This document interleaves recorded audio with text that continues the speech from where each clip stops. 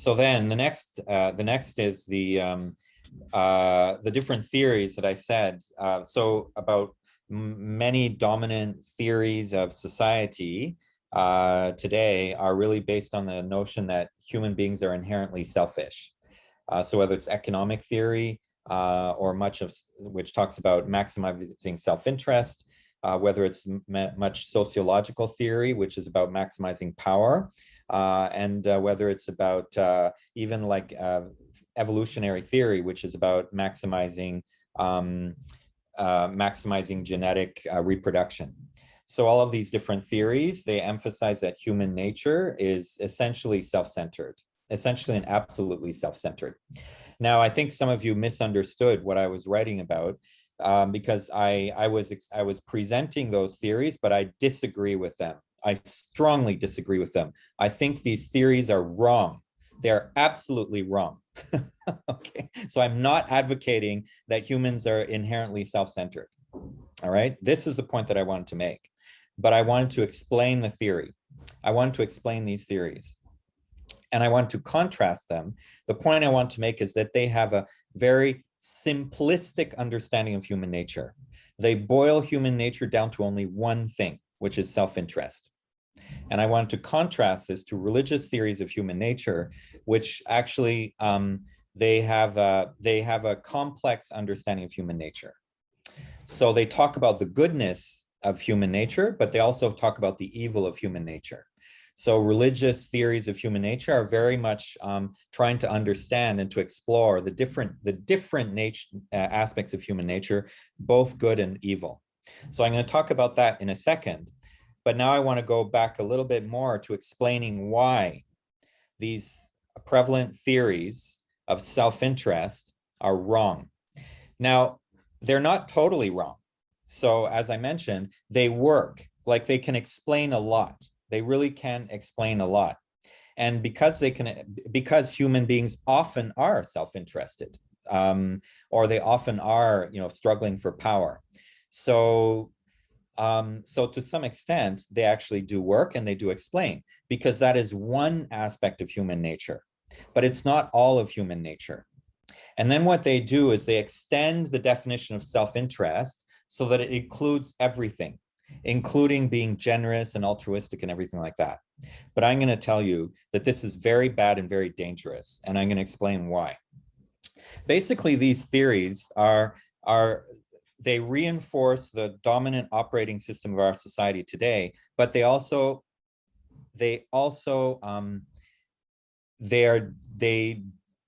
protect certain interests in society. Now let's think about when these economic theories were developed in the 18th century and 19th century. These theories were first developed in Britain in the 18th century and 19th century. And so basically, and now they're dominant in economics, and they've spread to other disciplines. Now, of course, economics, what is the purpose of economics? I mean, it's about how to, or the usefulness of economics to a great extent is how to maximize the economic benefit for a corporation or for a country. Now, these theories were developed in the United Kingdom in the 18th centuries and 19th century. And this was a time when the corporation was being developed as the primary instrument for engaging in economic activity. And there's something very special about a corporation. Now, a corporation is an entity which is independent of any individual human being, and a corporation has a simple nature. Yes, a corporation exists only for its own self-interest, and it is designed that way. So corporation is designed to be purely self-interested. And it is required by law to be purely self-interested. And the shareholders of a corporation, ultimately, they only care about one thing for the corporation, is how much money they're going to give me. So even me, and actually for this reason, I don't like investing in the stock market. I avoid it as much as possible because I find it's profoundly immoral. But I'm forced to, because the university puts for my retirement pension, rather than paying me a pension when I retire, it forces me to invest money in a kind of a fund.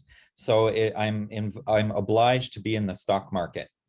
Now, so then I do work on I adjust the money in my SPF, Standard Provident Fund. And I adjust it in order to, basically I'm adjusting it to see how much it will, of course, I want to have a better retirement. I want more money in this fund.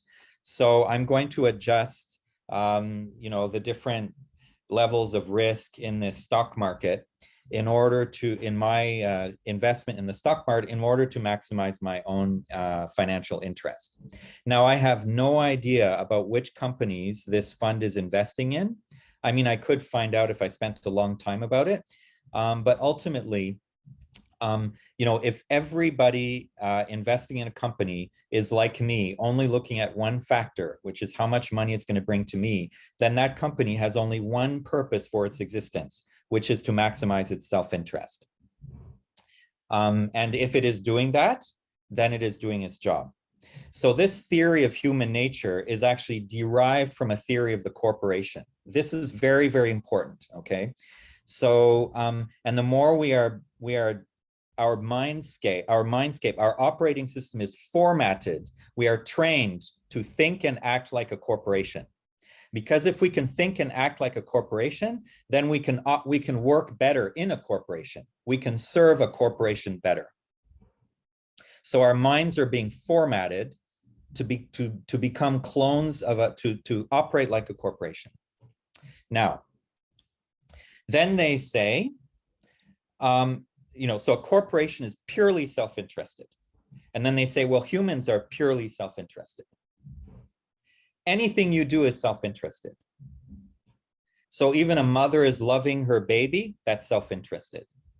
Somebody actually, out of the goodness of their heart, sees somebody, fell down on the street and is suffering on the street, and goes to help them, that's self-interested. Because why is it self-interested? Oh, because it makes you feel good. Because you won't feel guilty about it. Whatever, it's self-interested. Now, what are they doing there when they say that? Well, here's the deal.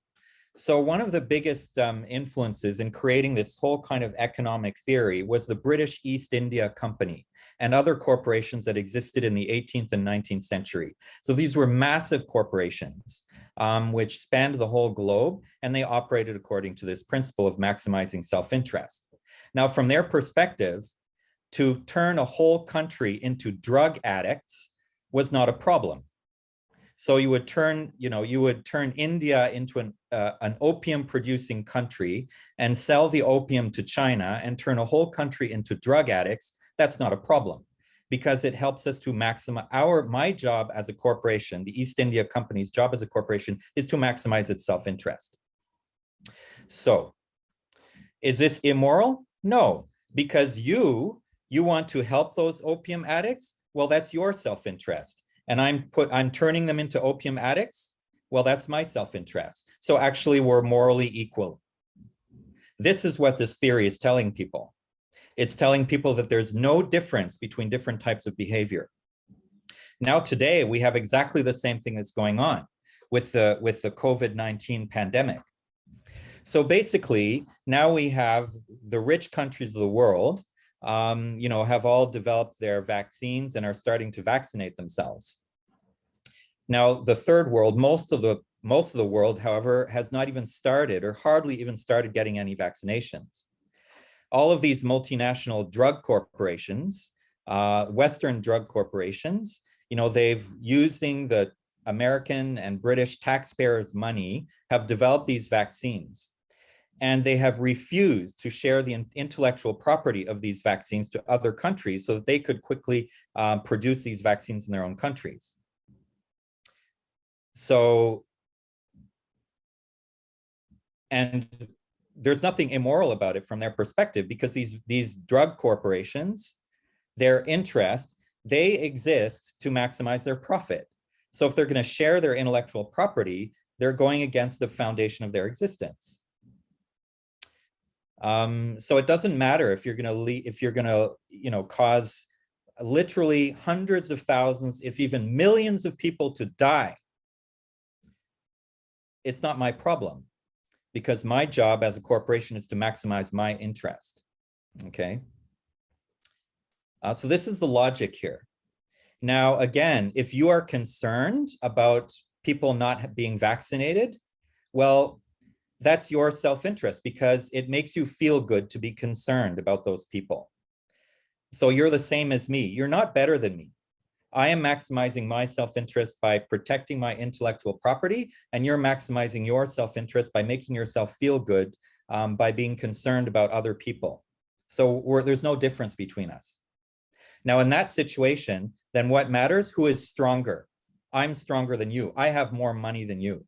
I can finance the election campaigns of all these politicians who are protecting my interests. So basically, this is what the theory of humans, this is what the theory of maximizing self-interest is really about. It's about eliminating any form of morality by saying that whatever you do is morally equivalent. Whatever you do is morally equivalent. There's no difference, okay? So not killing somebody and killing somebody is morally equal, because both are actually different types of self-interest. And this kind of theory helps to legitimize and normalize. That's the point.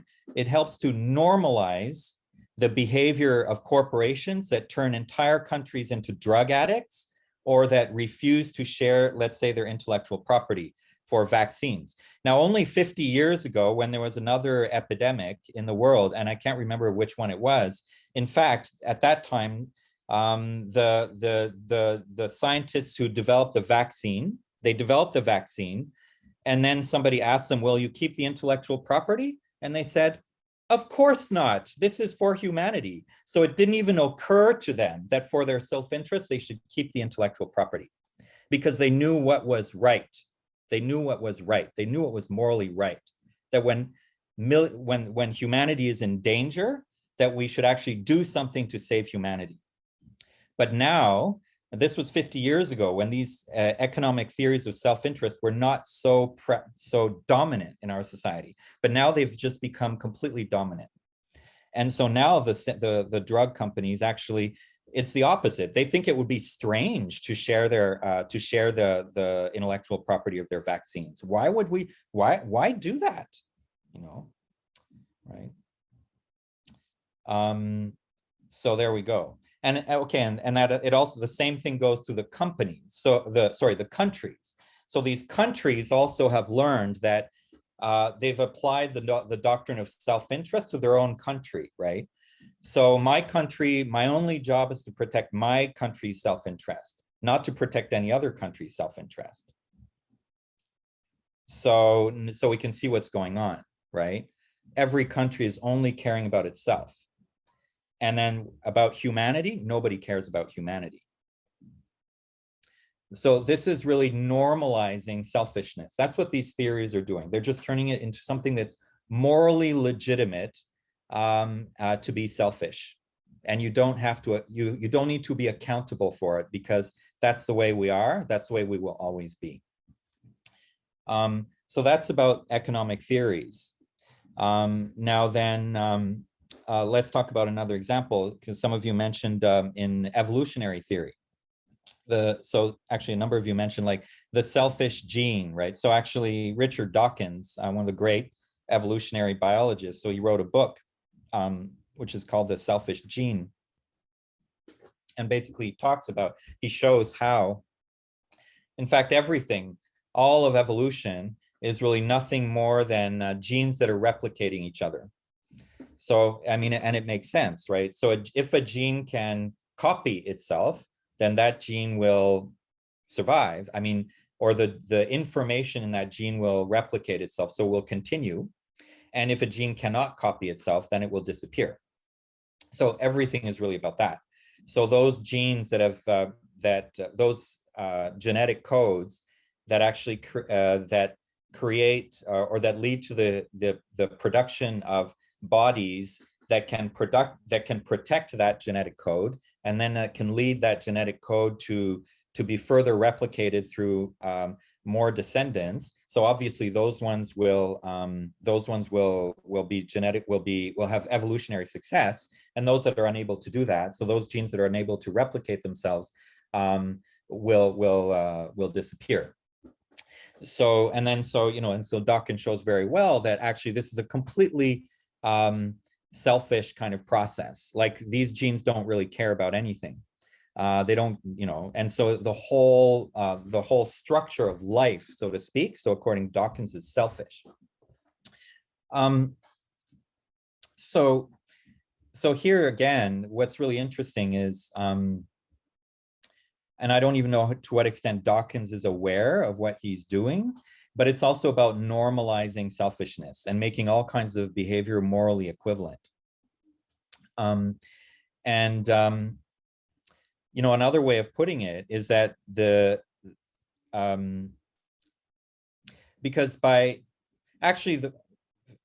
there are two ways of looking at this. And the first is, well, actually the genes are not selfish, they simply are, right? So they're just replicating each other. So at the level of a gene, there's no such issue as selfish or altruistic. I mean, a gene is just like a machine. Why even, so the gene is neither selfish nor altruistic. It is simply itself, and it's replicating itself. So but by saying that, putting the label of selfish on the behavior of the gene, so in a sense, giving it a certain moral meaning, that genes are selfish, therefore everything in the world is selfish, therefore humans are selfish and can only ever be selfish. Okay, so he is doing exactly the same thing as I was saying that the economic theorists are doing, which is normalizing selfish behavior, reducing any difference between different types of behavior. So again, as I said, you destroy your environment, that's selfish. You're trying to save the environment, that's selfish. So therefore, there's no difference between these different types of behavior. They're just the same, and we can't really do anything about it. Now, this is one way of looking at it. But another way of looking at it is, so actually, I'm not saying that evolutionary theory is wrong, but what's interesting is how we frame it, how we talk about it, right? What concepts do we use to describe it? Now, another way of framing evolutionary theory, rather than talking about competition and the survival of the fittest, will be to talk about cooperation. So we could take exactly the same data and show that those beings whose components are able to cooperate are the ones that can survive, right? So we can see that in the process of biological evolution, we have species that arise that are more and more complex. And so each of these, whether it's a cell, a unicellular organism or a multicellular organism, what is characterized by is the cooperation between multiple complex elements. If these elements were unable to cooperate, then obviously this organism would die and it would be unable to survive.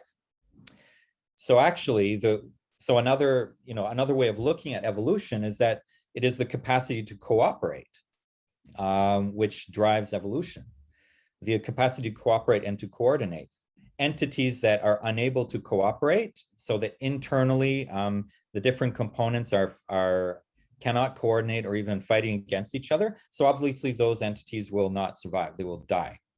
So the higher the level of, when we have organisms of higher and higher complexity that arise, what we see is higher and higher systems of cooperation. So, well, that's interesting, isn't it? So, I mean, one way of looking at it is that, it's about competition. So you can emphasize that dimension of it, because evolutionary theory, obviously, we see the competition between different organisms. But we also see organisms that are actually defined by their capacity of internal cooperation. And then we see organisms like human beings who are defined by the capacity to cooperate amongst each other, right? So cooperation actually is conducive to survival. So, so now let's look at humanity today under COVID, right? So what theory, is it the theory of competition that's going to save us, right? So it seems that like countries are actually competing against each other more and more when humanity actually needs cooperation. But all of our theories of self-interest actually make it impossible to even imagine what it means to cooperate. So this is the mind, this is the operating system that is formatting our minds, and that's actually leading us to damage our society, and is actually possibly leading us to collective extinction.